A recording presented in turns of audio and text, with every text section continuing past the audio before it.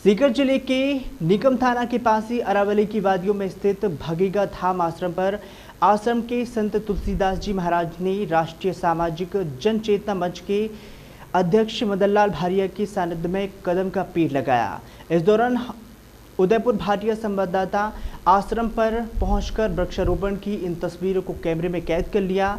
बता दें कि आश्रम के संत तुलसीदास जी महाराज ने बताया कि सावन के महीने में भगवान श्री कृष्ण गोपियों के संग कदम के पेड़ पर झूला झूला करते थे। संत तुलसीदास जी महाराज ने कहा है कि कदम का पेड़ बड़ा ही महत्वपूर्ण है। भगेगा धाम पर सिद्धि संत गोपाल दास महाराज निवास करते थे। राष्ट्रीय समाज जन चेतना मंच के अध्यक्ष मदन लाल भाटिया ने आश्रम पर कदम का पेड़ लगाने के लिए डॉक्टर के यादव, डॉक्टर राम अवतार गजराज और उनकी पूरी टीम का आभार व्यक्त किया। इस दौरान डॉक्टर राम अवतार गजराज, डॉक्टर के यादव और डॉक्टर भावनी सिंह आदि मौजूद रहे। डॉक्टर साहब, ये जो भगेगा धाम आश्रम है, इसकी क्या महत्ता बताई गई है?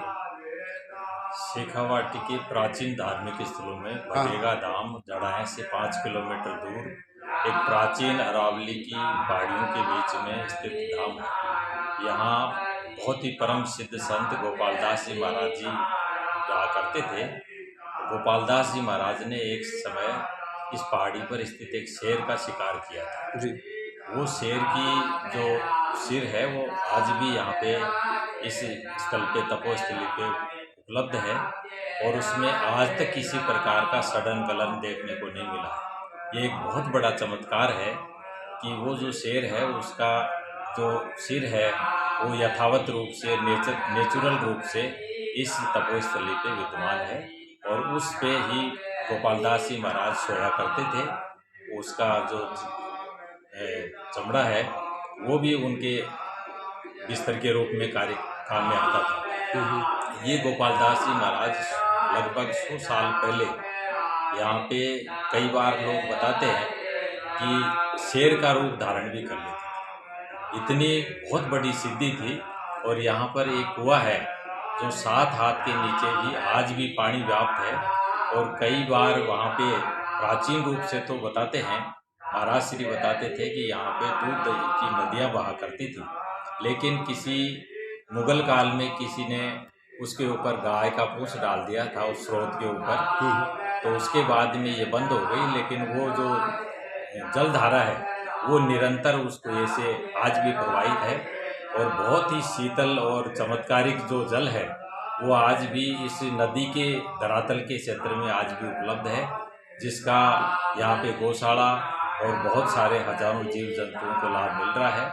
और ये एक ऐसा गुप्त स्थान है जहाँ पे लोगों को उस महाराज गोपाल दास जी महाराज की सिद्धि का लाभ मिलता है और कई बार यहाँ के जल को भी लोग सिद्ध समझ करके ले जाते हैं और उनसे कई प्रकार की व्याधियाँ दूर होती हैं और लोगों को लाभ मिलता है। यहाँ पे अभी चतुर्मास के अंदर 11 संत आए हुए हैं वृंदावन से, जो यहाँ रामधुनी चलेगी, जो चतुर्मास में पूरे रामधुन चलेगी।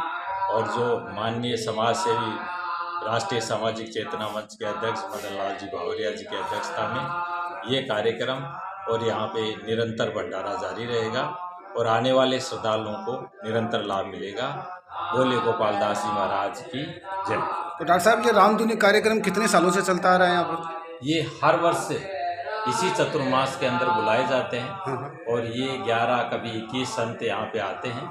कभी अयोध्या से आते हैं, कभी वृंदावन से आते हैं, कई हरिद्वार से आते हैं और निरंतर इनकी सेवा चलती रहती है और हर चतुर्मास में ये रामधुन निरंतर जारी रहती है।